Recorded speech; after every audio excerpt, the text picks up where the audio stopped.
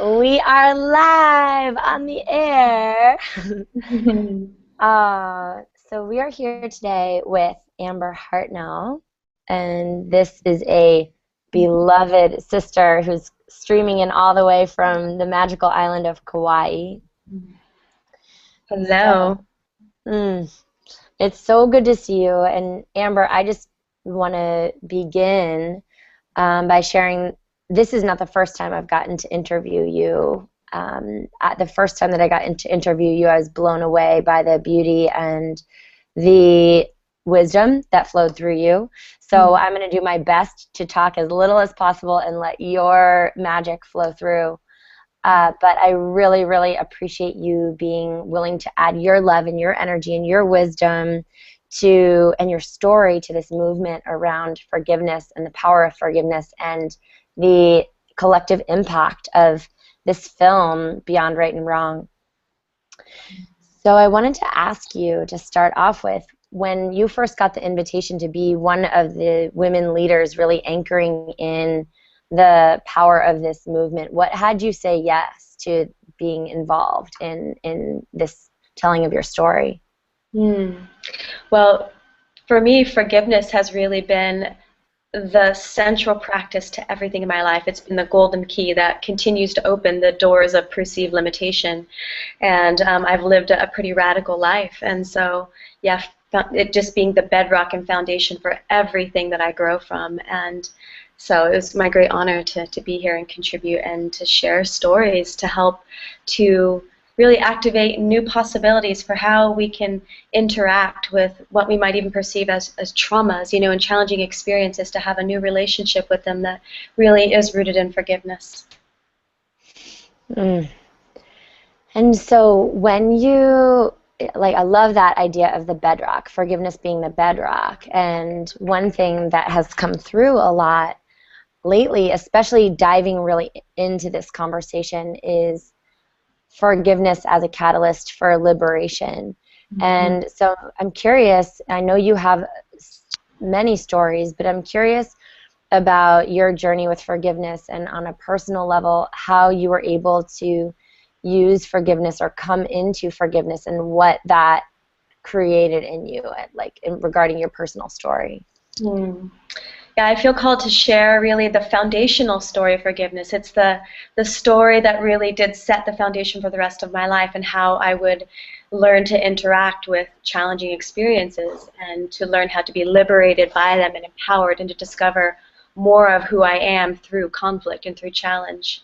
So when my mother passed, I was very young. I was 7, and at that time, her and my father had separated quite a few years prior, so he was really a stranger in my life, and I was sent to go live with him at that time, and that was the only option available to me and my younger brother. And moving in with my father was very challenging because he was really a tormented alcoholic, and he suffered great challenge and pain in his life, so that was really all that he knew.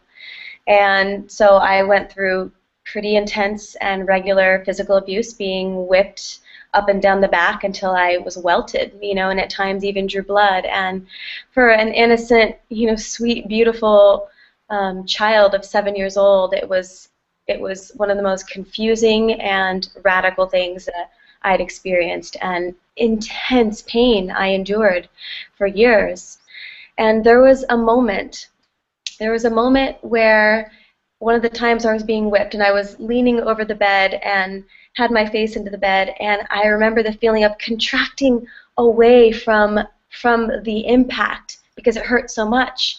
And I suddenly heard this voice, like it came in as an idea that washed through me, that simply said, just relax into the bed, just melt into the bed. And so in that moment I did, I just let go and let myself melt into the bed.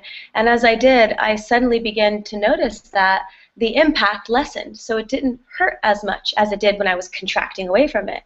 So I began to experiment with that because I had a lot of opportunities to. And over time I realized that the more that I could actually release all resistance to the impact, to the aggression that was directed at me, that I came into a place of neutrality where I actually physically no longer experienced the intensity as pain. I experienced it as these waveforms. So as the impact would hit my body, the waveform would move through me, but because I wasn't resisting it, it would just move through me. Um, it wouldn't collect into pain in my body. And over time of coming into this relationship where I basically began to experience the space between all of my particles, the spaciousness of my being from a young age, and I learned that really the force that was being directed at me, which was a result of the lineages of pain that had moved through my father, was actually being drawn into my heart and transformed into true power. So there came a day in that dynamic where suddenly, energetically, in the midst of one of these episodes, I turned and I looked directly at my father. And as I did so and I faced him direct on, with my heart wide open, feeling nothing but love for him, I suddenly saw him melt into this 3-year-old boy, and I saw him getting whipped and abused and beaten and horrific things happening to him. And I felt his pain so deeply and this profound compassion for his pain and felt it as my own. And in that moment, like, I forgave him completely. There was nothing that I could harbor against him because it was all that he knew. In that moment as a child, I knew inherently that he was doing the best he can with what he had, and it was highly distorted, yet that was all that he knew. And so from that time on, again, my love and my compassion only continued to grow, even though I had to suffer many more years of the abuse and all of that distortion and all of the distortive patterns that went along with that. That really, from that moment on, that really set the tone for the rest of my life, that when I would encounter a challenging experience, that I'd open into it to discover what it was hiding, because through this process I discovered so many gifts that I now utilize and actually share in the world, such as how to transform physical sensations that are experienced as pain into neutrality or even pleasurable ones, and have experienced some radical results of that. So it really, my greatest challenge revealed my greatest gift, and the forgiveness was the key that unlocked it. The forgiveness and the compassion for the pain of the other, and really experiencing that there is no separation between us, that we really are one. Mm. It's interesting when in listening to your story, and also in just really considering forgiveness and where that falls in the spectrum of our healing journeys. It really feels like forgiveness is this key pivotal point that moves us from a place of sensation and experiencing the pain and the emotion and even the numbness, to a place of feeling our hearts. Like, I feel like forgiveness lives inside the heart, and it feels like a gateway to the heart opening, like you described, and allowing all the other things that are on the other side of love to be available, like compassion. And I'm curious, with that, you got that lesson at such a young age and were able to integrate it. How else has forgiveness played out in your life? Like, I'm curious with you, has there ever been a time where where it really became apparent that you needed to forgive yourself for something, and what that was like for you? Yeah. Well, I'd say even before going into that really one of the key points to mention there is that in that experience of that, being willing to feel all of his pain, and the pain that was just simply being transferred through to me, that willingness to feel completely without resisting it is the liberation. And that way there no longer is any victim or perpetrator, and so I feel like that's a really important point to slide in there, and it's amazing what is possible within that. Even the Hawaiian practice of Ho'oponopono, which is the practice of forgiveness, in that you take radical responsibility for everything in your experience, recognizing that the only way that something like that could show up in my experience, that reflection, is because I had a receptor that was there that needed that reflection to learn something about myself. And so I manifested, through my life, growing up as an adult, I manifested, relationships where I still got to experience that pattern, although not as intense and, and impactful in that way, still that pattern of, ways where I needed to manifest an external masculine authority figure, a dominating authority figure, to show me where I hadn't yet lived into myself, into my inner authority. So through this process of going through some intense relationship experiences and just burning in the fire of those and learning about myself in the process, I really came all the way through the loop. And this one actually happened little more than a year ago, one of the most profound experiences of my life, where I had been interviewed for a book, and I've been telling one of these stories about my father, and I suddenly had an experience with my ex-partner that brought all of those feelings up again. And as I was just feeling into them, like, what is this? Everything else in my life is now completely congruent with the truth of who I am, except this one reflection, like, why is this still here? What is it inside of me that is still drawing this into my experience? What do I still have to learn from this? So I just kept diving in and weeping and just following the trail of pain, of heartache, in, until I hit this point where suddenly I was hearing the interview, and it was like spiraling towards the center, and then I was feeling the feelings in the moment of my ex-partner, and they were spiraling together, and there was this moment where they touched. And when they touched in this point in the center of my being, they unraveled in both directions. And then from the center of my being, it was like my father, my inner authority, just like put his foot down. It was like boom. And then I heard these ripples, and I heard this booming voice, like, enough. And it was really the moment where I claimed my inner authority. And with that, I just began to, this feeling washed over me, and I began to weep in self-forgiveness, in the realization of really forgiving myself for every moment that I have ever compromised my own worth, that I have not honored my own worth and settled for anything less that can fully honor me. And with that inner authority, it was like the appropriate boundary was just placed within the field. It wasn't anything I had to impose or do, but it was suddenly embodied from the inside out. And from that moment on, everything changed. The dynamic that was still present in my previous relationship shifted without me even needing to say a thing, because I took it all the way in, and that self-forgiveness unraveled the need to have that pattern present in my life any longer. I resolved it from the inside out.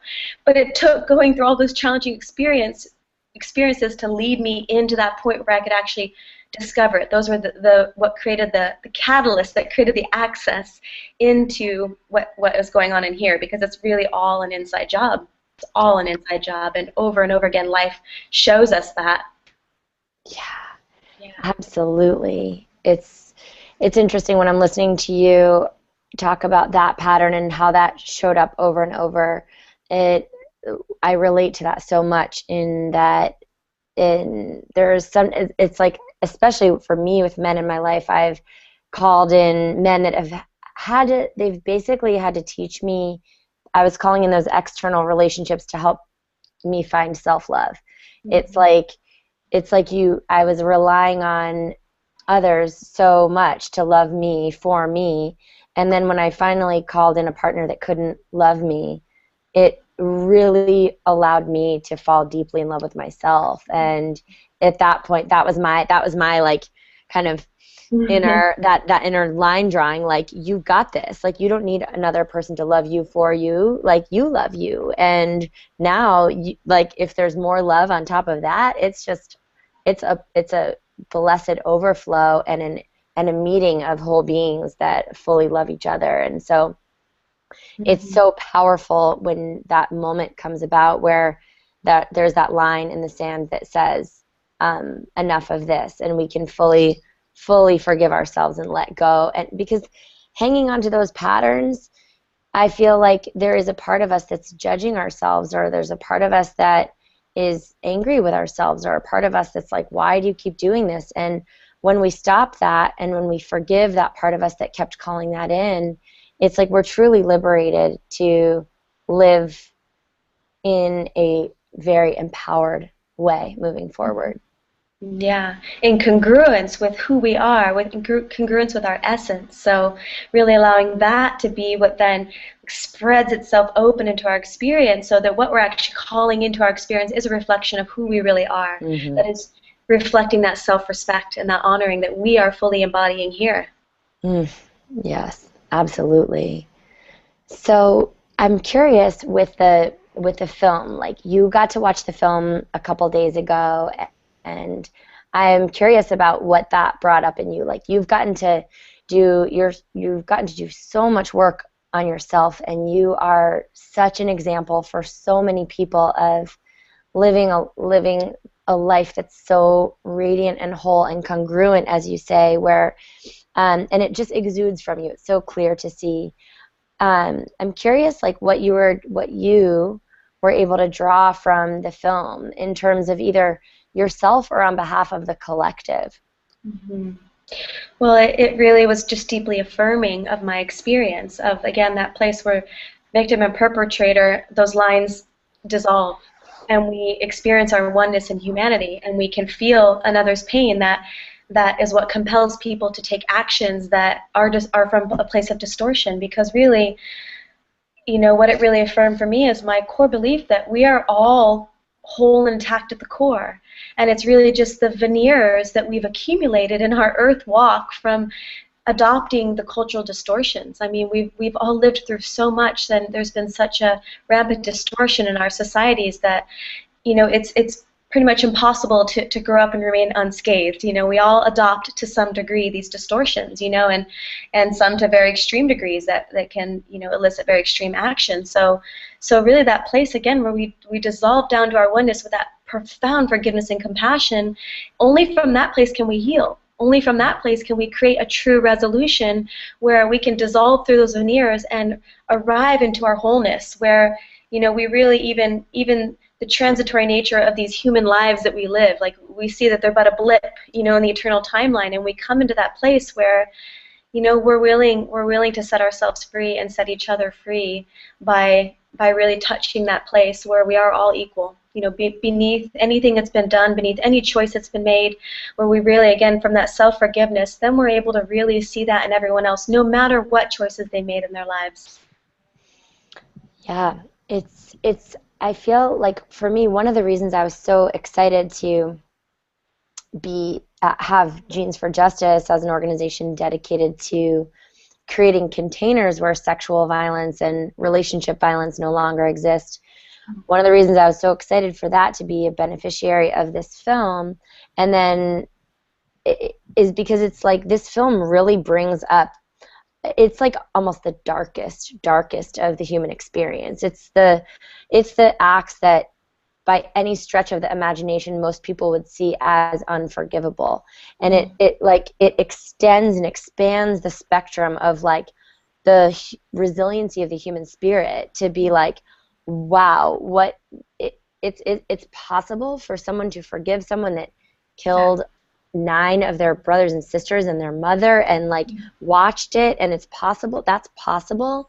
And it almost, like, I feel like it extends and expands that spectrum to be like, well, if that's possible, what in my life is possible? Of where am I capable of offering my forgiveness, and not even offering that, not even starting with the offering of that to someone else, but where do I deserve to feel that in my life so that I can be set free of the pain and trauma and suffering that I'm feeling inside.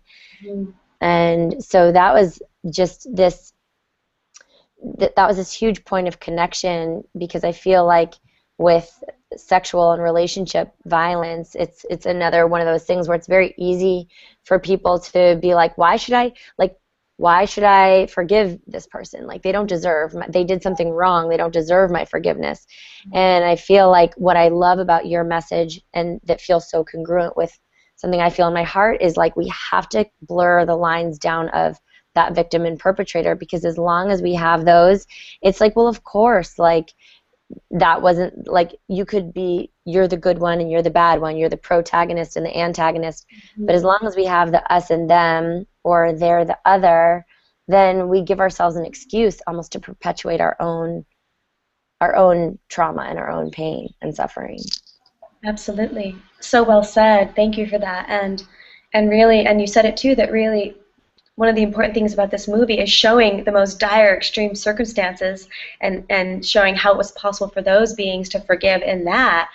It really does activate that seed within us. It gives us a model of possibility. Like you said, it's like, wow, if they were able to do that in that circumstance, what am I capable of in my life? And it really makes it all seem very small, when we put it in that perspective of like, okay, I see where I've been holding on, and I've been basically creating a dramatization around the pain, which isn't allowing me to actually get in and feel the pain, because that's really what creates suffering. The suffering is really the dramatization, the stories, the identities that we cling to around the core pain. But in doing so, that's the defense structure keeping us from actually getting in there and feeling it, because the only way we can heal it is if we're willing to feel it. So we have to get in there and feel all that's being repressed and shoved down, and that's scary for most people. And yet finding over and over again that the more that we choose that, even though the defense is saying, no, like whatever you do, don't go in there and feel that, you're going to die. I mean, it can feel like that sometimes. That willing to go in there and feel the fullness of all that's present and keep following it, keep staying with it until it reaches a point of neutrality. And that's what will occur. When we reach that neutrality, the stories dismantle, the identities fall away, and we are free, we're liberated. And, you know, it's one of the most exquisite processes when we really give ourselves to it. It's really amazing what's possible. Yeah, and then we not only set ourselves free, but we set the other free as well. And again, over and over again, experiencing that direct relationship, the direct correlation of what happens in here suddenly being reflected out here over and over again, and we really see that feedback of oneness that is occurring, that there really is no separation between you and I. Absolutely. It's well, I have two questions. I mean, one thought is just this idea that as long, like I've played with this idea that as long as there is violence happening in the world, where is that a reflection of where violence is living inside of me? Like, is it, if, like, taking that idea of oneness and kind of like the idea even of what we were talking about with relationships that we were attracting, like, why am I attracting this in, and what's here for me to learn?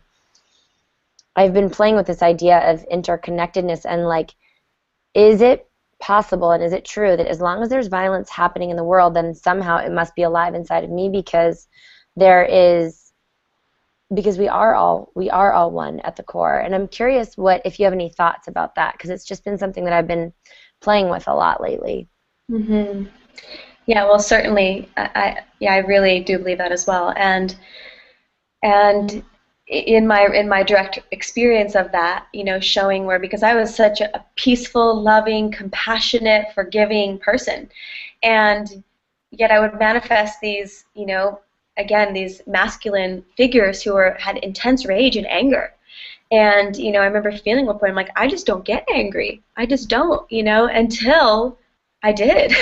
Until I accessed that place where all that repressed anger for just how, you know, I wouldn't have to bleep it, but just how crazy it was what I had to experience. It was just like, it was so distorted. It was like an innocent girl thrust into the situation. It was like there was a part that was angry, but I wasn't allowed to feel that. Like I didn't let myself feel that because I was so focused on the other side of, which was necessary. That was what was key for me, to focus on the compassion, to go through that experience so that I could unpack this other part later on in my life when I'd actually have the tools to deal with that in a way that would be healthy, because there was no space for that in my life then. So again, it's like the external kept giving me the opportunity to have that mirror to then get to see that it was something inside of me that needed to be accessed. So truly, with everything, because we can continue to expand that holographically, that's just one relationship, but that's a micro of the macrocosm. And, you know, our commitment to, as each one of us creates that liberation through forgiveness, it lifts the whole up. Every time one person chooses that, the whole gets lifted a little bit more. And I feel that, I believe that, I know it in my cells, that to be true, that as we each take total responsibility for anchoring into our wholeness and choosing that in our behaviors and the way we live our lives and the way we interact with ourselves and each other, that those ripples continue to spread, and it makes it easier and easier for others to access that. I love that. It's one of in Genes for Justice, we have a manifesto that says our mission is not to end rape, it is to create a container that is so safe, so healthy, and so interconnected that rape and all other forms of violence against ourselves and others no longer exists. Yes. And it's like, that is what you just shared about, like, each one of us elevating the whole. It's like, that's our work. You know, that's our work, is to continue to forgive and heal and devote to thriving. And as we do that, be just aware of the elevation of the whole. And it just, that's the thing for me that helps, that in the times where myself or anyone that I know is feeling like, whoa, these problems of the world are too big, how could I possibly do anything?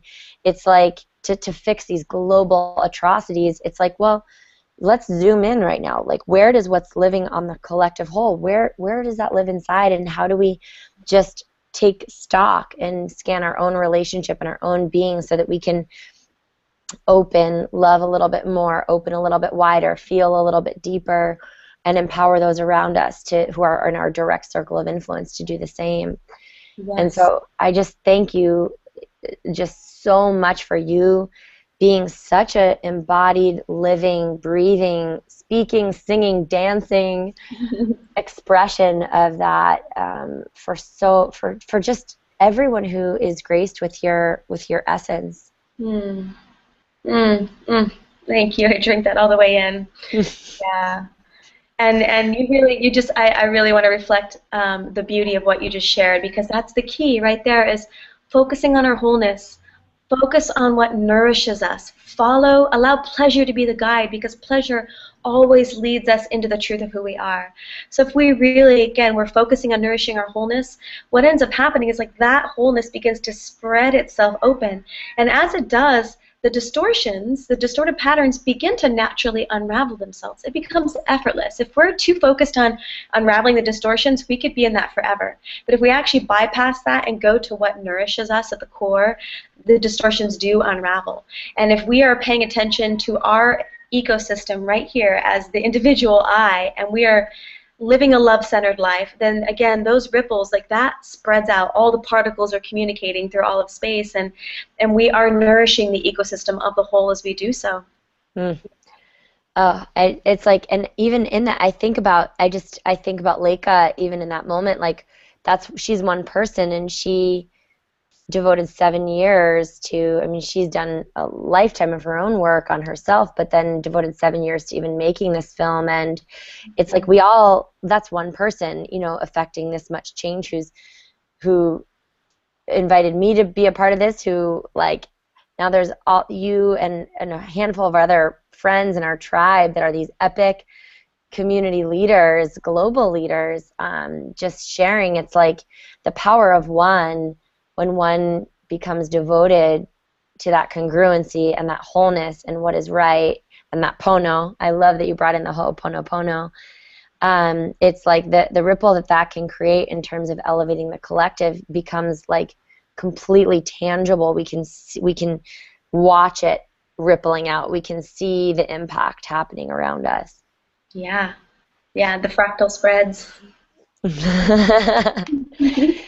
So I have one more question before we start to close, and this actually there is, I'll just share, there is a little bit of even a personal agenda, because there's a family member in my life that I love so much who is really still in that space of feeling like the victim, and like what was done to her is unforgivable.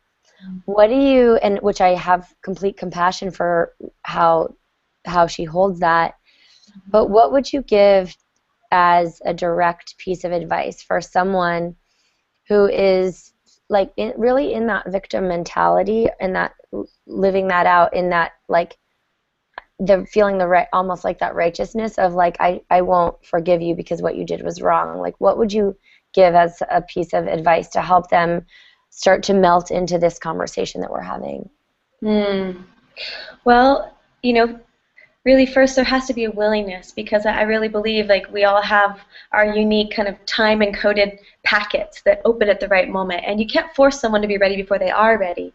So, really in that situation, I'd be asking the questions on what nourishes you. Really again, bringing attention towards what's good, what's working, what nourishes you, and start to follow that. And then, really offering some really simple tools of actually getting into the body, and being willing to feel in the body, because often what happens, there's a disassociation that happens, and an unwillingness to feel and still hold those stories. It's keeping it at a distance. So even like being able to do some radical like shaking and getting the nervous system activated so it can begin to even discharge some of those layers and that excess tension that's being held, and just slowly layer by layer, slowly melting in. I would be offering that support, just very gently and lovingly in their own time, just preparing the field, kind of ripening in a sense to actually gain that access if they're indeed willing.